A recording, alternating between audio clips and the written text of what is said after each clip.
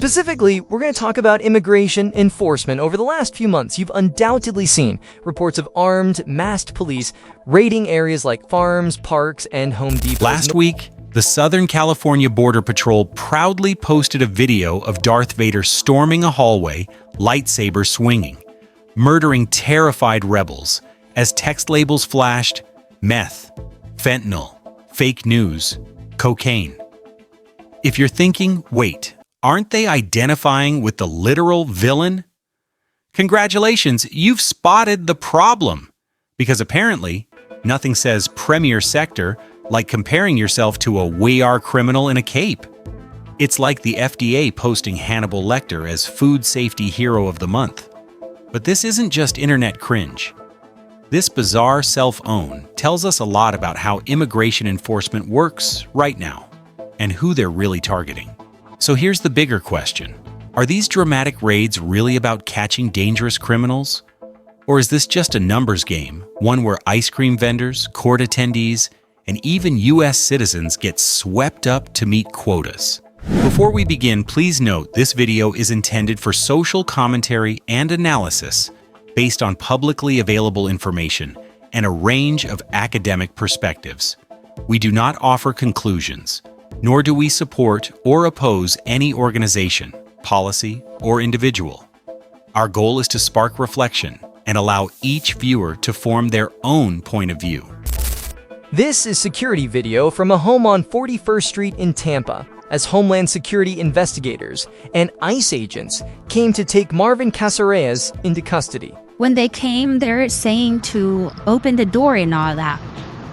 And they tried to grab him and they started pointing guns at him. Brundalise Flintes was inside the home as authorities came to arrest her stepfather. They took all of us. We're not supposed to. We're American citizens. They took all of us. She and her brothers were born in America and are American citizens. They were arrested anyway.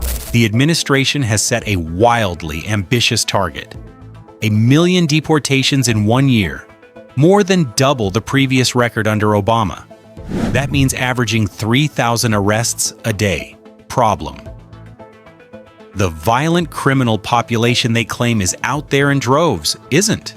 ICE's own numbers show only 40% of arrests involve people with any criminal conviction. Just 7% involve violent crimes. The largest group? People with no criminal charges at all, just civil immigration violations. When you promise to catch 10,000 Fred Dursts a day, and there aren't that many Fred Dursts, you either admit your numbers are nonsense, or you start arresting anyone wearing a backwards cap.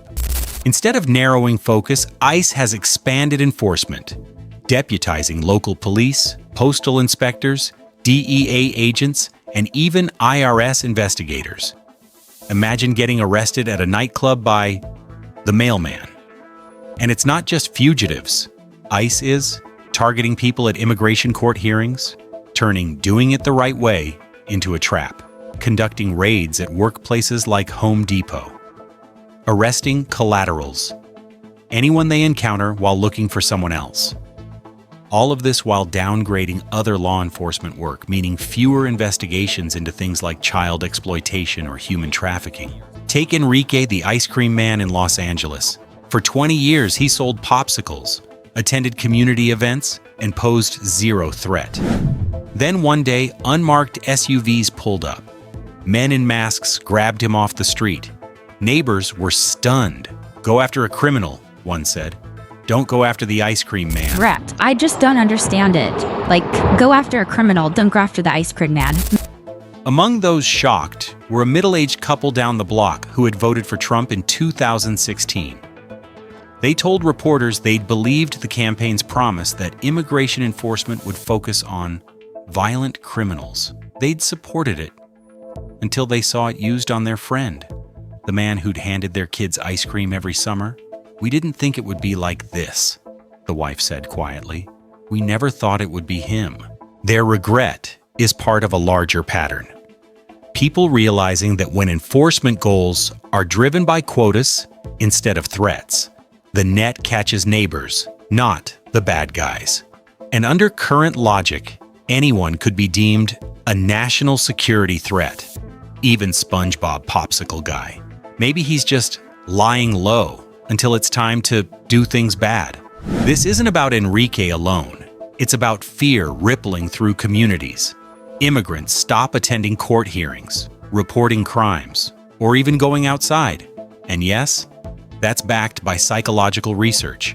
Constant fear of sudden arrest erodes trust, fuels anxiety, and fractures community cohesion. This is Savannah, Georgia, just after 7 a.m. on Friday, June the 6th. ICE agents and local police pull over a van they suspect is carrying undocumented people. They are detained, among them a young mother. She was held for a while, then released when her visa was confirmed. She's now home with her 2 children, but her husband, well, he was detained and has not been seen since. While the U.S. ramps up raids, other countries are leaning the opposite way. Canada is expanding legal pathways for temporary workers. Germany has loosened citizenship requirements to integrate skilled migrants faster. Even South Korea is exploring humanitarian visa programs. The contrast is stark. The U.S. spends billions on militarized enforcement, while peers treat immigration as a long-term investment in their economies. This isn't just about who's getting arrested.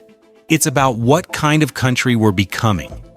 If the majority of ICE's arrests are of non-criminals, if masked agents can detain citizens without criminal warrants, and if agencies are high-fiving over body counts, like it's a video game, are we actually safer, or are we just tearing apart communities for the sake of a scoreboard?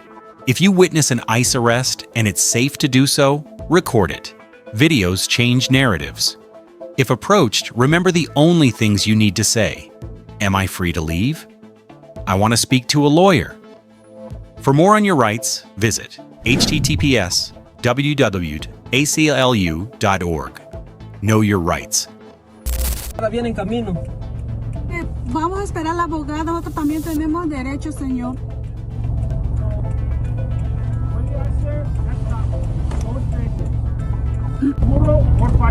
Video shows agents gesturing for the couple to roll down their windows. When they don't, one agent grabs what appears to be a large tool. Sniffen tells us her clients were told the agents were looking for someone named Antonio.